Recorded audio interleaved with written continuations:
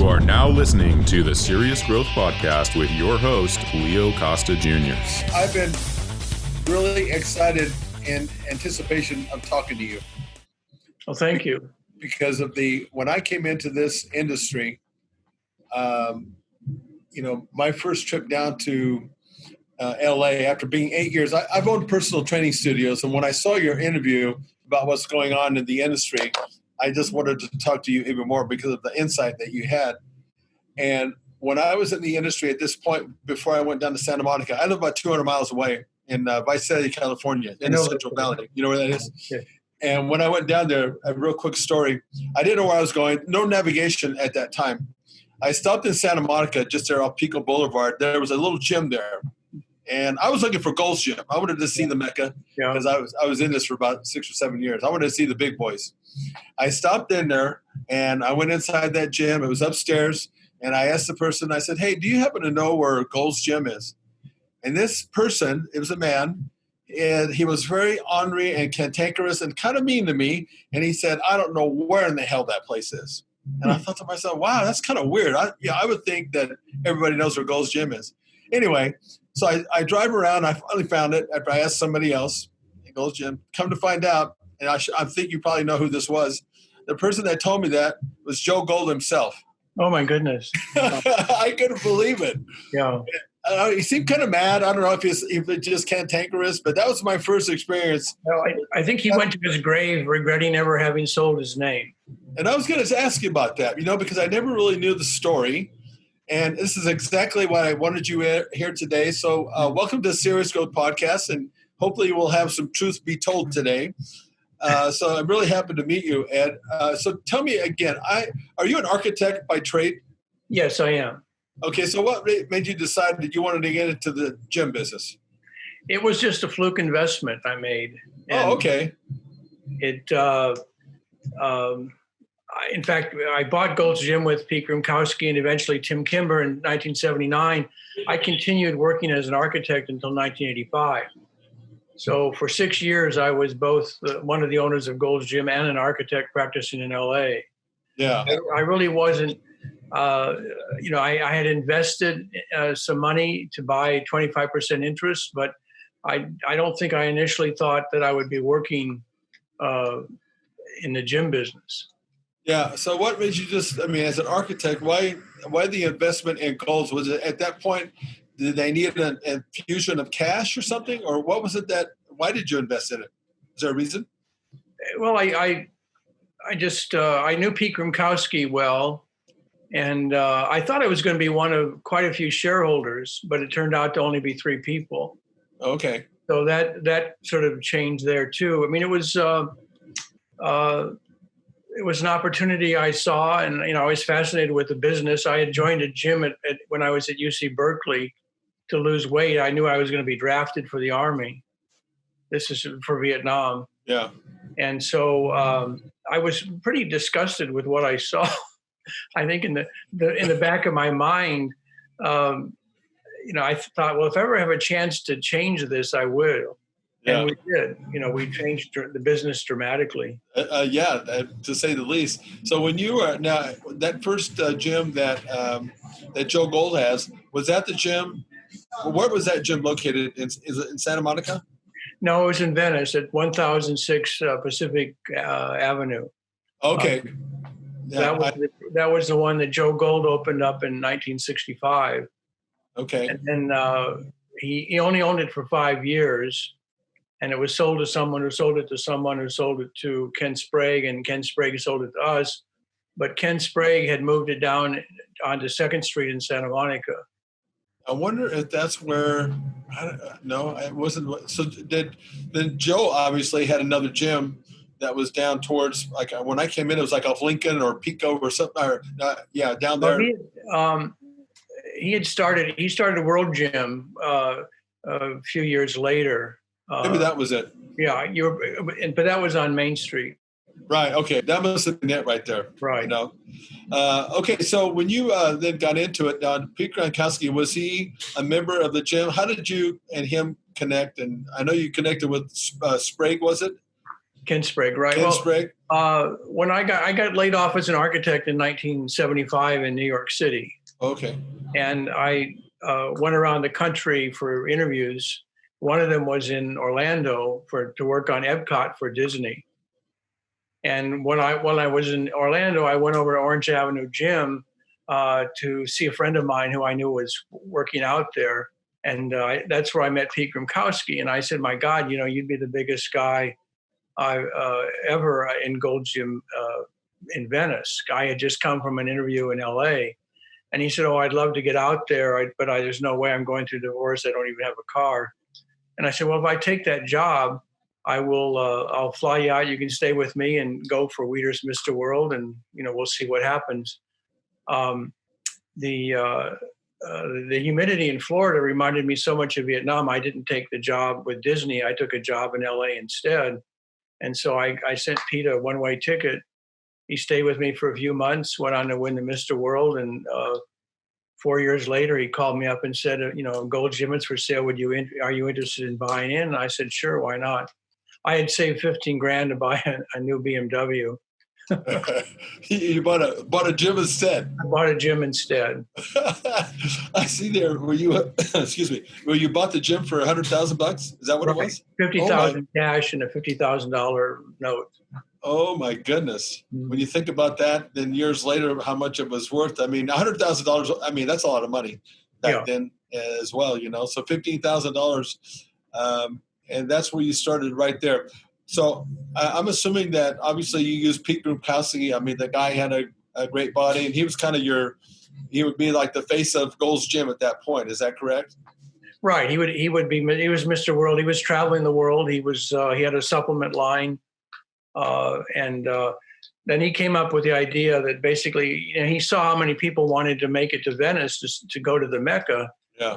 And, but not everybody could. So he thought, well, why don't we bring the Mecca to the people by starting a gym franchise, or at the time it was called licensing. Yeah. So, ironically, I knew some people in San Francisco who had a gym they called Diamond Gym. They said, well, the next best thing to Gold's is Diamond, so we'll call it Diamond. But they weren't doing that well. And so I bought it with my father in 1980, 40 years ago, this next month. And we made it the first Gold's Gym franchise. I'll be darned. Yeah. And then, of course, the rest is kind of history, isn't it? You ended up opening, what, 704 or? Well, when I exited with Pete and Tim and Brockway Moran in 2004, there were 704 locations. 704 locations. So why is it that you, at that point in 2004, why did you decide to get out of it? Well, we started we sold it first time in 1999 to Brockway Moran, a private equity group out of Florida. We'd always wanted to be the biggest gym chain in the world. And in 1994, 24-Hour Fitness and Town Sports International started buying up our more successful operators. It's cheaper or better to buy an existing operation than start a gym from scratch. Yeah. It's not fast food. You have to build memberships. It takes a while to get 1,000 your break-even point. Yeah, as far as your business model at that point, like when you started, because I know that Gold's Gym down in Venice is what, 30,000 feet? 26,000. 26,000 feet, yeah. I'm still a member there, by the way. But what was the business model like at that point as far as, did you have like a certain square footage that you wanted to open? And were you in a certain spot as far as demographics? How did that work out? Well, that's a very interesting question. Being an architect, I focused a lot on square footage. When we bought Gold's Gym in 1980 or 1979, it was only 4,400 square feet. And when we moved it back to Venice in 1981, it was 6,600 square feet. It was the first bay of a 4-bay warehouse. Over time, as the fitness industry evolved, we evolved. We were able to grow. I mean, the biggest luck that the three of us had was buying or moving into a warehouse that had 4 bays, of which all became available over time, because we added things like there were no bikes in the gym in 1980. We added cardio, we added group exercise. Jane Fonda was starting out back then, and she had aerobic studios, and ultimately that became too pricey real estate for her, and we moved. We had Group X, aerobics in the gym, and then we eventually had, an entire room devoted to cardio equipment. Yeah. Now, back then, when you were like with Grymkowski, did you guys want the big boys to come in and train at your gym, or was there? I know it seems like any one of these days, times have really changed since back then. And I know I've had podcasts with Tony Pearson and some of these guys, and the environment. I even experienced this too, because I did a photo shoot down there in 1980 because I had written books and whatnot. And when I go back now, the environment's much different than it was in the 80s. And it seems like there's more, I don't know, people didn't, this is my perspective. It seems like the people they're not as, I don't know, they don't want to share as much as they used to. The camaraderie is different. That's what I've noticed. How was it like that when you first started? And did you welcome big-time bodybuilders to come in? Oh, we welcomed everyone. I mean, our motto was serious fitness for everybody. And, we gave professional bodybuilders and people with potential, movie star, people in the entertainment industry, sports figures, we gave them all free memberships.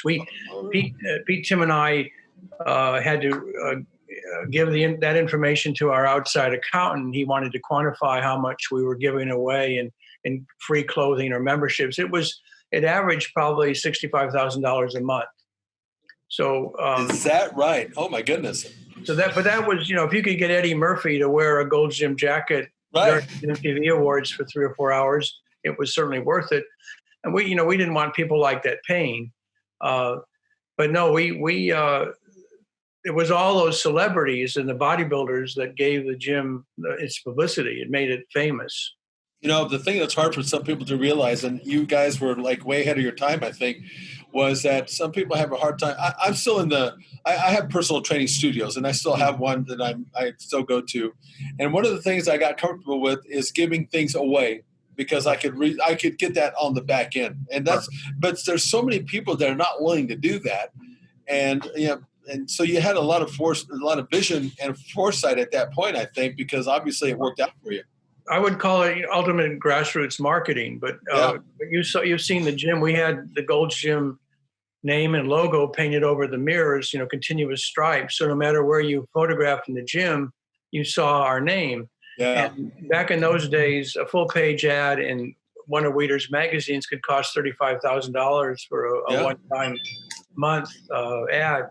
And but we would allow all the photographers free reign of the gym. We wouldn't charge them, and they would be, sometimes you'd walk in the gym, it would be like a 3-ring circus. There would be a photo shoot going on in 3 of the 4 bays. Yeah. And it was all that free publicity. I mean, it was the social media of the time. Right. You could pick up a Muscle and Fitness or Flex magazine and page through it, and you might see a couple dozen pages with Gold's Gym in the background or athletes wearing our clothing. Yeah. And so it was that subliminal advertising that was so effective. Ironically, when after we sold in 2004, the first call I get was from a photographer who said, "Ed, they want us to pay. Can you help us? Can you help me?" And incredibly enough, they wanted the photographer to pay $350 to shoot in the gym. Really? That publicity we got was. We even gave Chris Lunn, Weider's main photographer for a lot of that time, a studio in the gym, a dark room. So it was all those people that helped make Gold's famous and the Mecca. Did you get much pushback from the bean counters at that point?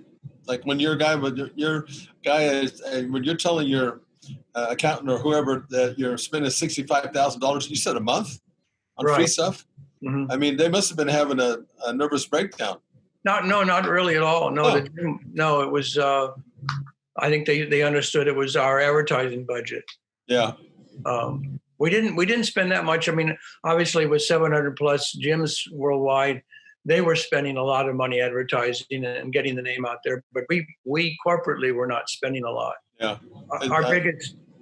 Our biggest marketing expense for the franchise was our annual convention in Las Vegas. All right, let's take a quick break so I can tell you about our product. Do you want a bone-crushing grip? Good, because you're gonna get one with the amazing new TRS gripper. It's a progressive grip builder with longer handles and a special ergonomic design that's like a dozen hand grippers in one.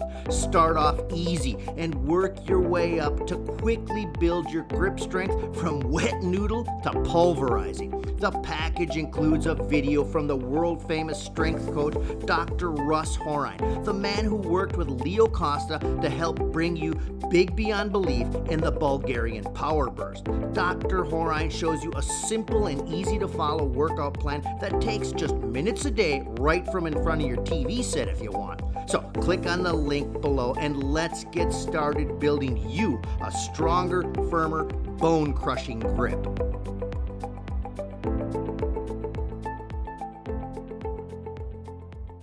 Was Artie Zeller doing photography at that point with he was sort of I would call him semi-retired, but he would go back and forth between World Gym and our gym. Oh, okay. They like Arnold, he was very loyal to Joe Gold. They went back further in time. Yeah. So, and he had an incredible collection of Arnold photographs, which Arnold eventually bought. But no, he was an amazing individual. He had a lot of history and really nice guy. He really was. In fact, when I did my photo shoot down there with Tom Platz. I know you know him. Yeah. And Artie was the photographer. Yeah, nice guy, and he did a great job. And he was passionate about it. And I never had really favorites with the photographers because they were each so different. Yeah. Their own style. Right. And that made it easy. Yeah, exactly. I have to tell you, I when I went to Gold's Gym, the first time I stepped in there, I wanted to now be a bodybuilder, and I was in it for a few years. I have to tell you something. When I walked into Gold's Gym the first time, Ed, and I looked at those big guys in there, my first response was, "Oh, there's no way I could get myself to look like that." It was just mind blowing to be in that place. And I'm sure lots of people had that. I mean, it was fantastic. Right. To be in there. It just really was. I mean, I would imagine there are people who just came in just to see the show, maybe not even work out that hard. Well, actually, I think a lot of them were motivated to work out even harder. I've talked to quite a few people who said that when they walked into the lobby and they really weren't that excited about working out, but the energy was so great that they caught the bug and were thrilled to have a great workout. Once the shock wore off me, because I stayed there, I worked out, but I was just in awe there for a bit.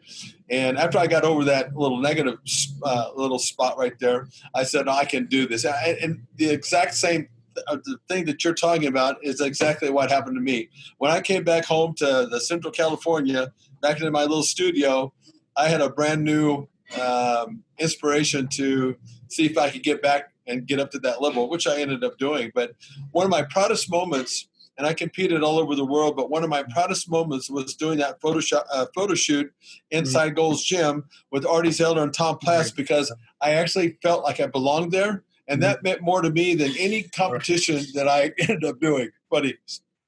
Well, I've always told the guys it's more important to get photographed than necessarily how you placed. You've got to get publicity. Yeah, and that certainly gave me a lot of publicity. There's no doubt about that. Okay, so at this point now, then you buy Gold's Gym, and then you got out of it, and you bought it again in 2004? Well, no, we sold the first time in 1999, and then we exited with the private equity firm in 2004. And that's when you had the clubs all built up. Is that right? Right. And then so you've been out of it ever since then? Essentially, yes. I've had my own gyms that I was involved with. I was involved in 37 franchises as a shareholder. Okay. And 6 of those were in the Midwest where I'm from. I'm from Omaha. And unfortunately, I had to change the name or drop the name because the new owners raised the franchise fees to 7% of gross revenue, which is, too high. Yeah. And that's what's, killing all the franchises, I think. It's basically what fast food charges, but, we're not fast food. We the name is great, but we don't do all that McDonald's does for their franchises. So what do you think now, especially now with that you're kind of leading into what I want to talk about is the big box gyms. I mean, one of the things that stirred me away from being in the big gyms was I didn't think that I'd be able to sleep very well at night, having all this square footage.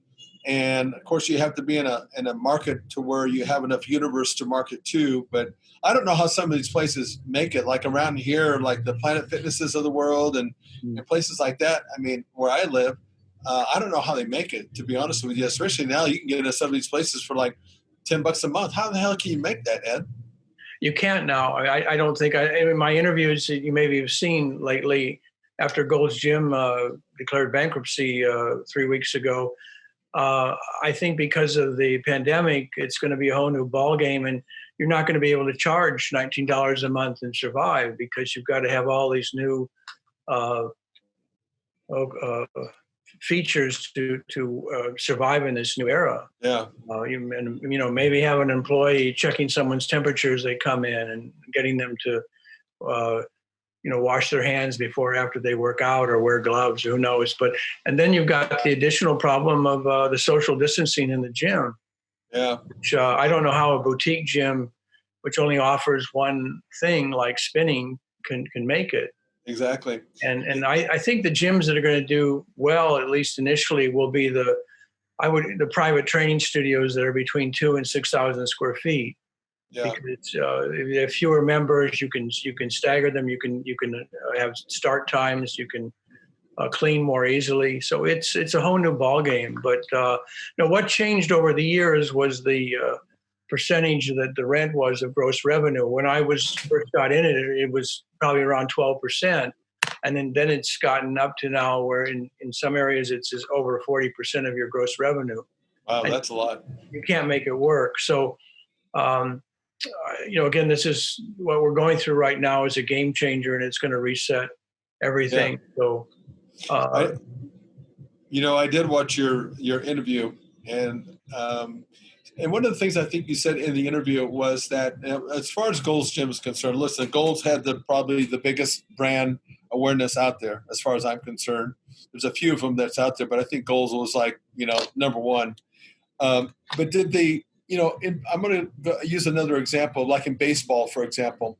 When the suits came in and started running Major League Baseball, it kind of ruined the sport a little bit because it wasn't the guys on the inside. It wasn't baseball guys. Now, right. Did something like that happen like in Gold's Gym? So I think you talked in the interview that you wanted the bodybuilders and the guys to be there, to be the sort of the face of that, and the feel of that gym.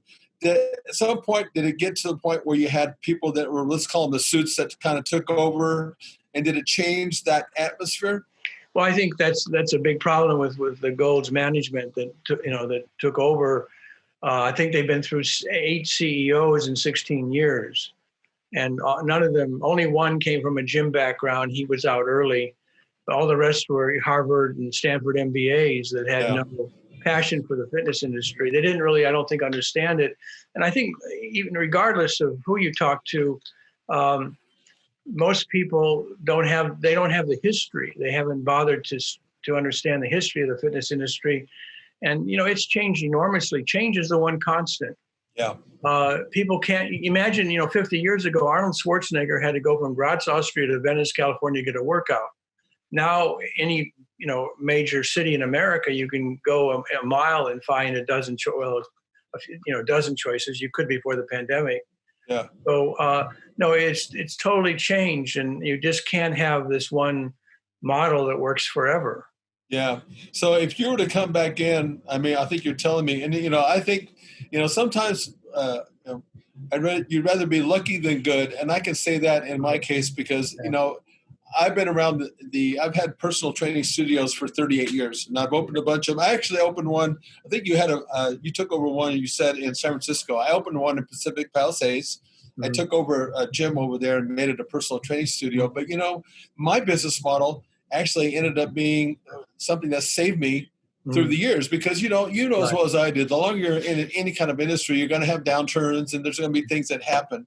And one of the things my dad taught me a long time ago, he said, if you keep your overhead down, you have a fighting chance. Mm-hmm. And I never forgot that. Right. And, so I guess, through this pandemic, one of the things I was really fortunate about, Ed, was because I'm that size, my space that I'm in here right now is 2,600 feet. It was funny that you said that you think that's probably the next coming way that people will operate. And, you know, and because of the fact that it's by appointment only, I was able to follow the guidelines. And you know what, Ed, I never had to shut my doors down, not 1 minute. I kept them open. And it wasn't because they didn't try to, you know, intimidate me a little bit, because the police came by and they had me categorized as a gym. And of course I you know, let them know why I really wasn't. It was a studio, you know, so I was really lucky that way. And 50%, look, I took a hit like everybody else did, but I can operate at 50% and still make money here because we can lean way down. And I think that's kind of what you're saying now, right? Right. No, it's true. It's and I would also suggest you try and renegotiate your rent right now too. Yeah, no, I know that. And didn't you say in that interview that was kind of part of the strategy, as well as some of these places were struggling? It was also another way to drop your overhead, right? Because you're renegotiating your lease. When you go into bankruptcy, you can basically negate your leases of your corporation, and it's a good time to renegotiate your leases with the landlords. Yeah, I'm sure that's why they did it, but it's not a good thing in our industry to be in bankruptcy, because the consumer doesn't understand and thinks you're going to be closed. So how do you sell a 1-year membership to someone who knows you're in bankruptcy? So exactly, it's not good. But no, what you've done, I mean, again, that's a model that still works. Yep, it sure does. I mean, it stood the test of time for me, you know. I think I sent you my new gym prototype, which is 6,000 to 10,000 square feet, which I think can work in this post-pandemic era. Yeah, because of the square footage and the ease of sanitizing and achieving social distancing. So, no, it's we're going to see a whole new fitness environment. Yeah, one of the things that, again, 8 years ago, which shocked me because I've been in this business for a long time. I'm an athlete, but 8 years ago, I had 3 strokes that paralyzed me unbelievably. And so, long story short, I recovered. But one of the things I added to my facility here is I started doing stroke rehab. Yeah. And that made me essential actually right away. I was considered an essential business, which is even, it just kind of just gave me a little more fodder, if you will, and for the reasons why I should still stay open. But let me ask you this. For these guys, I just got off a interview with one of the guys that owns these big box gyms in New Jersey. And, of course, they're in New York. They're all shut down. These guys are really, really, really in bad way there.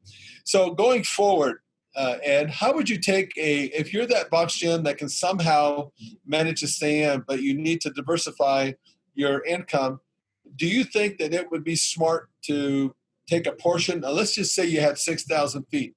Do you think it would be a wise move to take maybe 3,000 feet of that and make a whole different building inside the bigger gym? And do you think it would be smart to do all personal training in that space and still have people that come into the other part of the gym that just pay an open gym membership? Do you think that would be wise? I think it might work. That's essentially what Gold Gym Corporate was doing here in Texas, where I am right now, with a lot of their clubs. They were doing what they call a Gold Studio, which was a gym within a gym. Yeah. And their gyms were very large, like 35,000 square feet typically. So I would insert my model of 10,000 feet inside this gym because they already have done something very similar, except their model wasn't as virtual. So that's, I think something like what you're offering too, it would be a great way to, again, create essentially a gym or a physical therapy unit inside the club. Yes. Yeah. That would at least give you a fighting chance, perhaps. I mean, something like this. These big box gyms are too big for today's market. The demographics don't work. The people that made Gold's Gym famous, or the Mecca back in the 80s and early 90s, they don't exist in numbers anymore. Yeah. Millennials are not like that. I think they respect people like you more. You're not, back in your heyday, you might have been considered more of a freak, next to Tom Platz there. Right. But now you're a guru. Now you're a healer. Yeah, exactly. That's how I can say, yeah. And that's how I can stay relevant, moving forward like that, So I think, these big box gyms are going to have to do something to kind of reinvent themselves. Well, and how do you really think, I mean, aside from doing this that we're talking about, if you were to look into that abyss, how many gyms do you think are going to go out of business because of what's going on today, if you had to guess? Well, I said in my interview 10,000. I would hold to that number from what I'm seeing right now. Yeah, and then with you moving forward, let's just say that with your prototype now, how does that actually look? Do you actually yourself go in and you lay this whole thing out, and then are you looking for people then to franchise and buy into this like you did with the Gold's Gym franchise, or how's that going to look? Well, I'm looking right now I was trying to work with WeWork last year, the shared office entity. What I learned is that, of course, they cater mainly to millennials, but they had over 400 locations worldwide, with very large office areas, and they were interested in starting a new gym chain. They had the vision, but they didn't have the corporate culture to do it.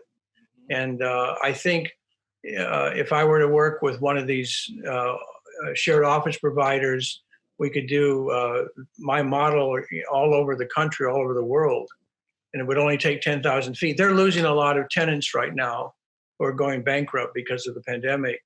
Yeah. So they've got extra space. And that's a great amenity to offer someone. If you're cooped up in an office all day working, 100-hour weeks, what better relief than to go to a gym in-house and get a workout and shower and just refresh. So yeah. I think I would, of course, it'd be neat to own as many as possible, but I also think, we're in the service business, so I would also encourage franchising.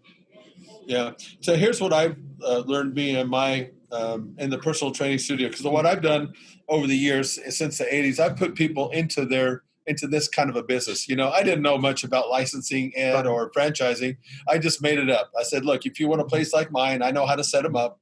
I did it as a turnkey operation, and I still do. Yeah. In 90 days, I can have you up, and it's a turnkey operation. Right. But that being said, I think that do you think a little more expertise to actually set one of these things up? Because not just anybody, I would think that it would be easier to open up an open gym where everybody comes in for X amount of dollars a month. I would think it'd be easier to operate something like that than a personal training studio, because you have to have trainers that know what the heck they're talking about.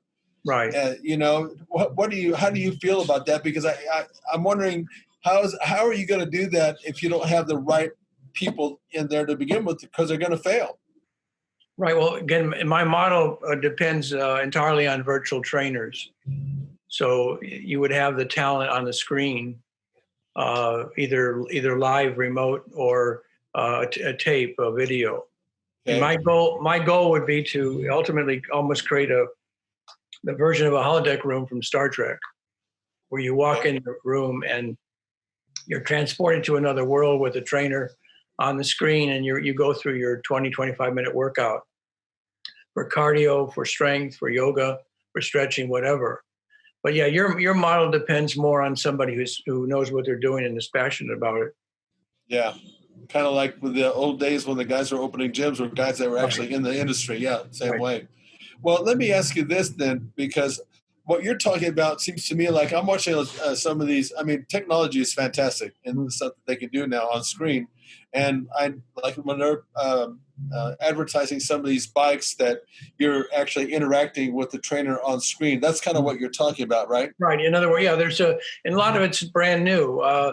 There's an Israeli company called Spivey that basically you get to pick your own avatar, and it gamifies the whole thing. So you're sitting on your bike and you're racing against the other 29 people in the room, or you can at least see where you are on the screen. You're going through some sort of, setting, maybe the Tour de France or whatever. Yeah.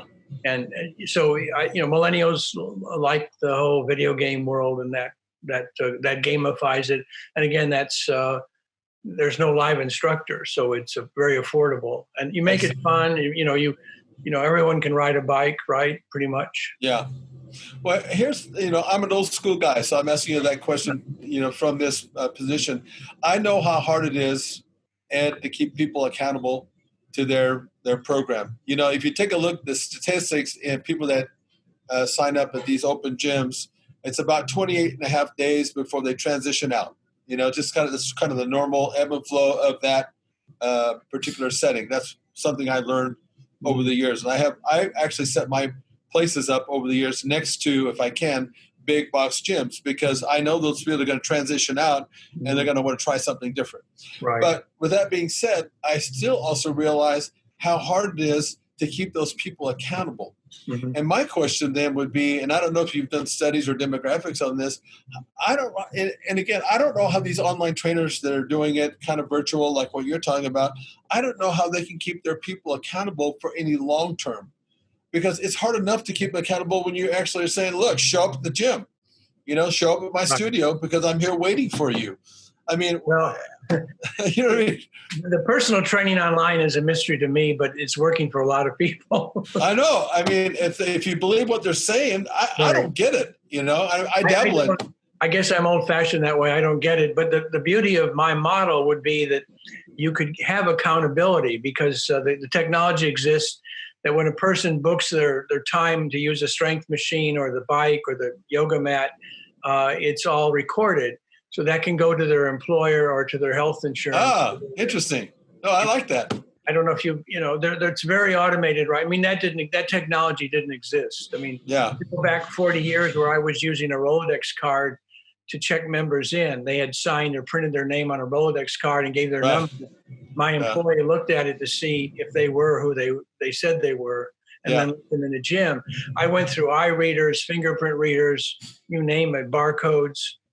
But now it exists where that member can book their appointment and be reported back to their employer or insurance company. So I think that's going to be a game changer because after this pandemic, people, your health is going to be more important than ever. Yeah. I go back 40 years and I opened my first gym, in San Francisco, ironically, at the beginning of HIV/AIDS. Yeah. And I was talking to a couple of my former employees and they reminded me about all the cleaning they had to do. People thought you could get AIDS by sitting on a bike seat that someone had used. Right. And there were all these myths and 32 million people have died from AIDS, but it didn't kill the gym business. Interesting, huh? And only 300,000 people have died from this pandemic. So, I mean, by comparison, this is nothing. But right. I think fitness is going to be more important than ever. Yeah, no, I like that. One of the things I would ask you, and maybe this can all be built in because of what you said, there's so much technology. One of the things that I focus on when I'm training clientele, whether it be online or in the studio, is I set them up on and manipulate the components that are responsible for creating whatever kind of result that they want, whether it be for fitness, or athlete. And how does that look when somebody comes to sign up to get those components? The three components that I focus on are resistance training, so weight training, right, cardiovascular conditioning, and nutrition. Those are the three main ones. Right. So I'm assuming that you can, in this whatever technology that there's out there, you can build all that in, and they have to stay. In other words, before you get checked off for the insurance company, you've got to do every one of these things for 12 weeks, let's just say, something like that. Right. Yeah, you would have, you could theoretically just do cardio for a while, which would be a good way to start. Then you would use a strength machine, which they're being provided by a company called Active out of Santa Monica. Okay. They're in their beta testing stage with this machine, it's like the mirror or tonal you see for home use. I don't know if you're familiar with those. Yes, I am. Yeah. And then I would also have someone there there are nutrition programs that I would make available to these people. Yeah. Because it's at least half food. Yeah. So that's important. Yeah. No, you'd have to have all three. Yeah, that's what I would think, And like I said, I'm glad to hear that because people need that, and I've always believed in that because again, you control the factors and you can produce a certain amount of results as long as you're consistent, as long as you can be accountable for that. When I was in probably, I don't know, maybe 88, something like that, I was really interested in corporate fitness back then, and I actually flew to Japan because they were big on that. And one of the things that this kind of speaks to what you're talking about is that if you wanted to work for a company over there, a part of their job description was that you had to work out 3 days a week, because they understood at that point that by doing that, it reduced injuries and all this stuff that reduced stress and all that kind of stuff. And this kind of reminds me of that, but like even more evolved, I guess. Well, the technology is there to monitor the use of the facility, and that's a game changer, I think. Yeah, interesting. You could reduce your insurance rates, or your employer would feel more comfortable. I mean, look at the stats on who's dying with the virus. It's largely people that are overweight. I think I read, again, the numbers are all over the place. I don't know what quite to believe, but I saw one where 40% of the people that have died in the New York area were overweight or obese. Yeah. I have, in my facility, I have people that are registered nurses and they work at the hospital. Yeah. And you're absolutely right. And what they said in every single case where there's been a death, there's been underlying health issues that contributed to that. So, yeah, it's kind of funny. Like I'm thinking about when you opened up in San Francisco, overcoming the AIDS, and how what was that like to be able to convince people that, listen, you can't get this, and how did you get their trust? Because some of these gyms are going to have to deal with that. They're not going to be able to do your model maybe necessarily. They're kind of stuck where they're at. How are they going to possibly get over this hump to be able to get people to I think the gyms are going to have to hire people for cleaning, additional people. And the members are going to have to see the gyms being clean while they're there. That's going to be very important because, unfortunately, the media has created such hysteria that people are afraid. I can see it in their eyes. Oh yeah. So you need to have somebody there, basically, or several people, everybody engaged in cleaning. Funny that you say that, because in here we've always had like these wipies and stations around the gym, and I tell you what, and people are always seeing the trainers, and now that this has happened, I mean, all the clients are in it with us. I mean, they're engaged in it, and it's actually very good to see. Right. And I think you're right. I think because fortunately for me, I have had that V bounce back. And I wasn't quite sure, because how could you know after, all this? Because even though I stayed open, I took heat for this, Ed, because, in today's day with social media and everything, I was being socially shamed. Why is this place open? People don't really know the whole story. Yeah. And that's just the way humans are sometimes. I knew I was going to take some heat, but the only reason why I stayed open was because I was able to follow the guidelines. And of course, as you know, they kept changing, but I was still able to follow the guidelines. But the one of the things that I reached out and I said, because I got on social media one time, because I had somebody take a photo of my facility, and they said, "Why is this place open?" Yeah. And I could understand some people were mad because they had to be closed. All the gyms around me were all closed. I was the only one that's open. Yeah. And and one of the things I came out and said in a social media post, and I only did it once, Ed, because I'm old school. I'd rather look at you face to face and find out if you have a problem with me. Right.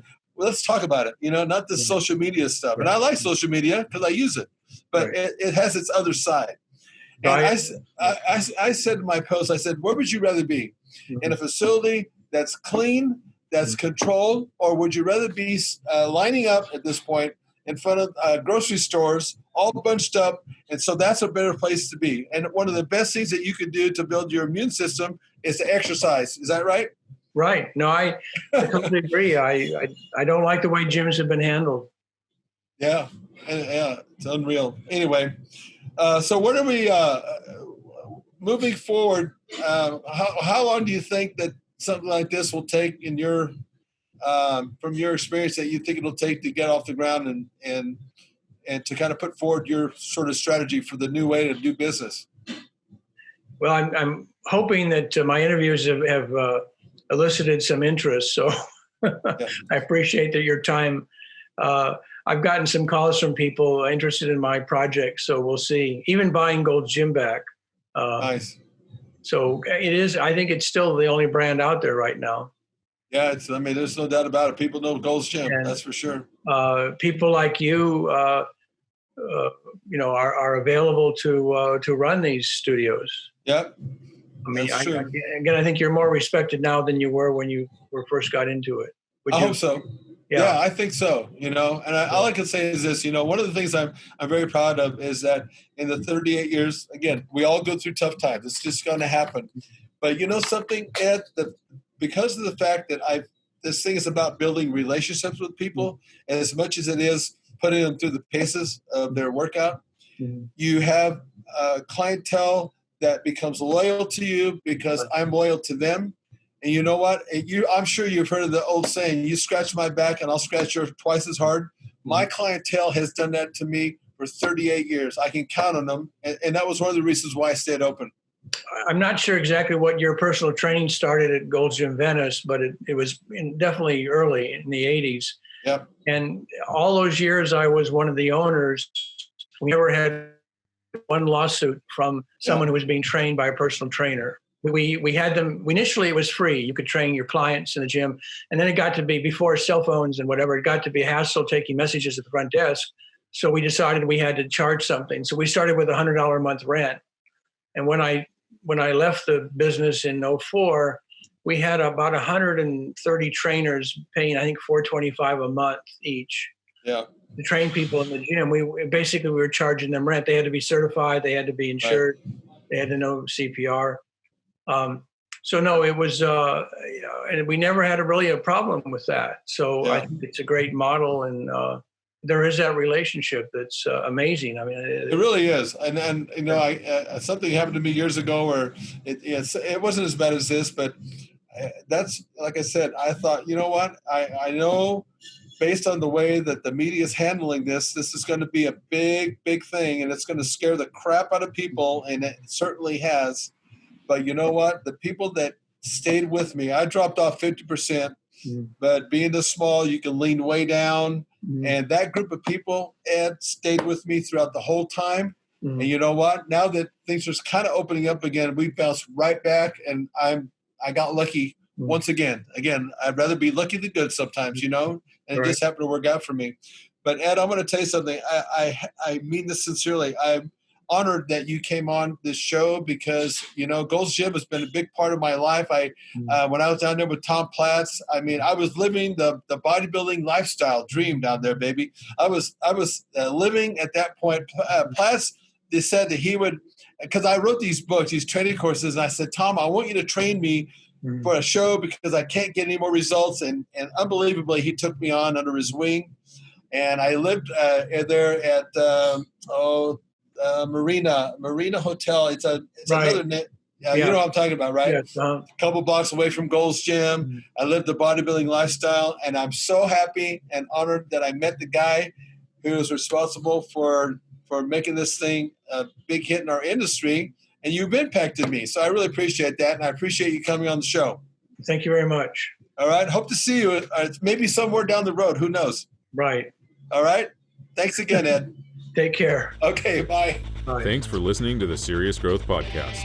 For more episodes like the one you just listened to, subscribe to us on your mobile podcast app and leave us a review. If you'd like to reach out, you can find us online at seriousgrowth.com. Until next time, train smart and train hard.